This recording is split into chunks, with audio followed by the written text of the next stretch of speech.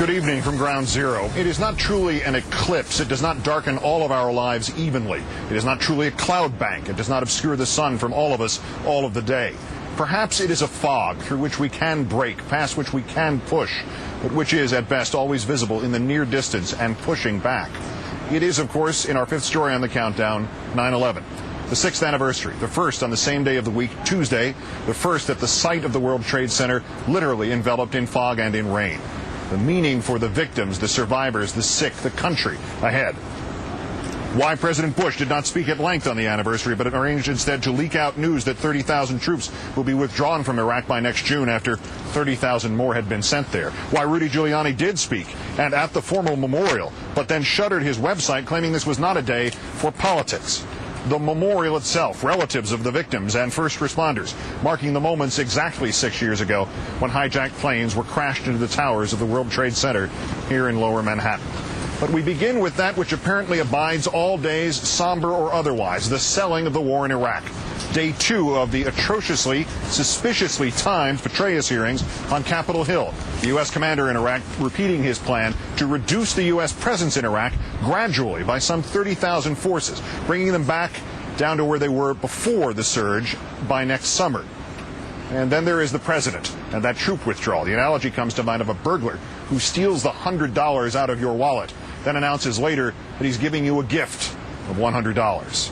Mr. Bush announcing this afternoon that now that he has heard the general's recommendations of a drawdown by next summer, he claims for the first time he plans to adopt it, announcing it in a primetime address to the nation coming Thursday night. The entire charade about as transparent as the general's heralding of the departure of one Marine unit from Iraq by the end of the month that was already scheduled to be coming home. As I mentioned, the Marine Expeditionary Unit 2000 plus will be coming out this month and will then draw down 1/4 of our ground combat brigades and 2 additional Marine battalions. General, point of clarification, excuse me. Was yes, that sir. Expeditionary Force, they're scheduled to come out anyway, right? Sir, they're scheduled to come out, but I could have easily requested an extension of them. And in fact, I considered that. We did request an extension earlier, and that was granted. And in fact, so we are now allowing them to go. You extended them to 15 months? No, sir.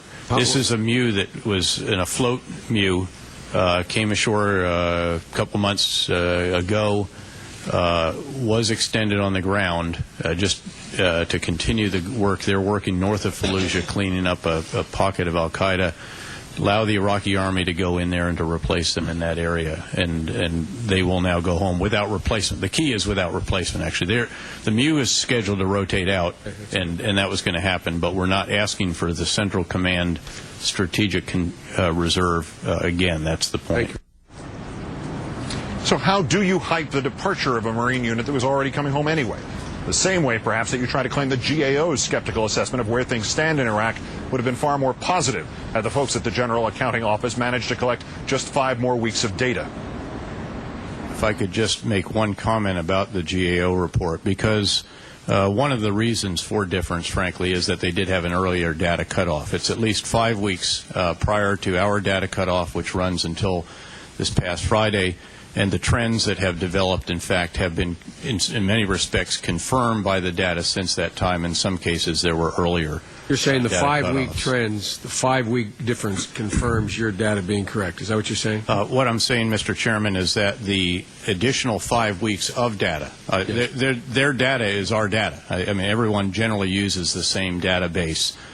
And they just, because of the requirement to submit their report, to go get back here and to write it and so forth, they had a data cutoff that was about 5 weeks before the data that I just showed you, and that does have quite a significant difference because, again, the trend of a 12-week trend, the final 5 weeks have been pretty important. In some cases, we think the data cutoff may have been even earlier in their particular report. Well, again, I don't want to get an argument about that, but if you look at your own chart, there have been at least 4 other occasions where there have been significant decreases in violence over a 3-month period, and then it's shot back up. 5 weeks in Iraq is a moment, as you know better than I do, General.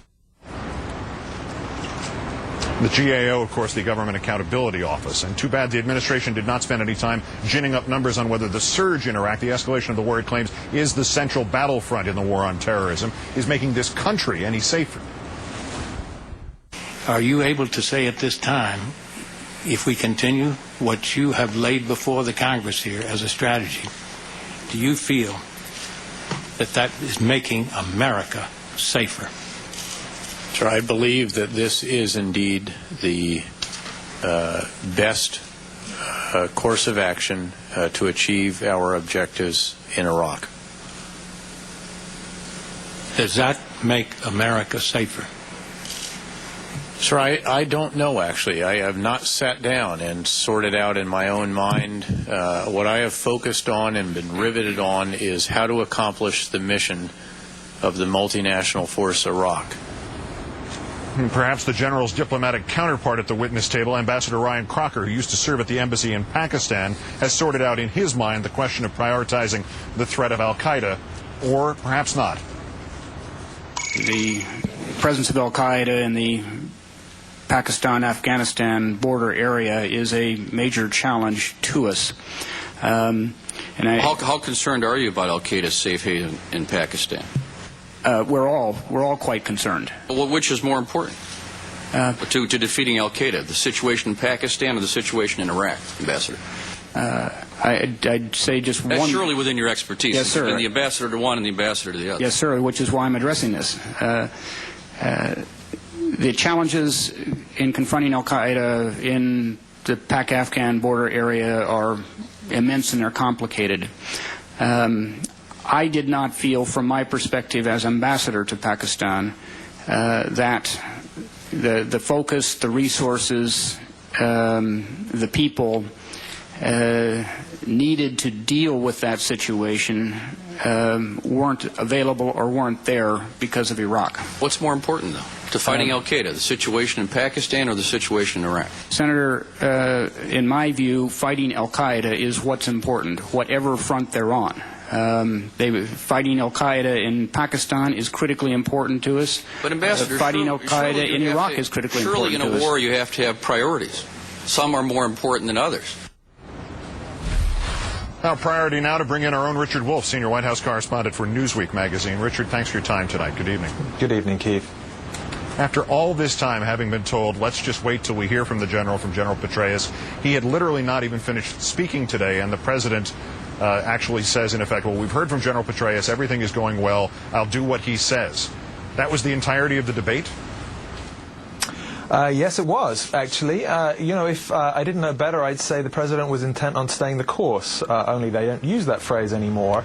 Look, he's the decider, as we all know, and he decided a long time ago that this is what he wanted to do. And General Petraeus may like to think he is shaping the policy, and the president may say that, but you only have to look at the sad experience of General Casey, Petraeus' predecessor, to figure out that when the president doesn't like what he hears from his generals, he kicks them out.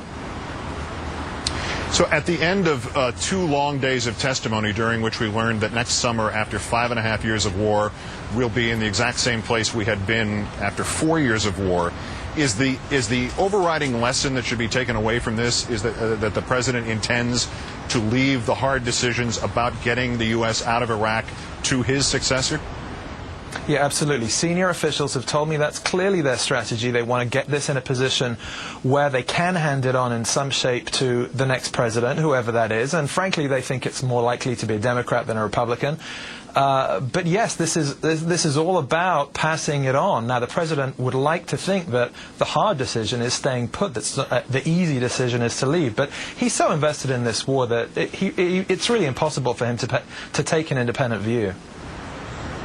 But as for these withdrawals that will eventually get us back to the pre-surge levels, the 30,000 out after 30,000 more in, the Joint Chiefs of Staff, the Chairman, General Pace, was warning last month that the military is not going to be able to maintain those current troop levels beyond next April. So instead of this extraordinary effort to present progress on the ground, as Petraeus has claimed this week, might the accurate assessment be that the administration has to bring those forces home because the military is broken anyway? Well, let's take them at their word, and I hate to sound like Mr. Spock here, but their position isn't logical, Captain. What you have is a surge that they say is working triumphantly well, and therefore the troops can come home. Well, actually, if the surge is working, the surge should continue, because General Petraeus has actually got a strategy that's just in Anbar province and Baghdad. It doesn't deal with the south or the north. So given that the politics hasn't improved in Iraq, that the security situation is still fragile, those troops should stay. Of course, they are coming home because it's unsustainable. Lastly, Richard, the timing of all this, Senator Obama of Illinois, candidate himself, was not alone in questioning that timing. He said, let me read the quote exactly, "I think we should not have had this discussion on 9/11, 9/10, or 9/9 because I think it perpetuates the notion that the Iraq decision had something to do with the attacks on 9/11. Given that this is not yet, anyway, any other day in this country, is anybody in the administration or on Capitol Hill truly insistent, truly believing that this all was an accident of scheduling?" Well, they would claim so, but it says a lot about the politics right now, and the politics as this administration has constructed them, that people are so suspicious. Look at that 1st September after 9/11. What happened? The administration rolled out its pre-Iraq policy, having the debate in Congress, trying to put pressure on Democrats and line things up for those midterm elections in 2002. They poisoned the atmosphere, and that's why those suspicions are lingering with us now. It's no way to build national support for a war, and the president has got this tremendous blowback right now. Our own Richard Wolff, senior White House correspondent for Newsweek magazine. As always, sir, great thanks for joining us tonight. Anytime.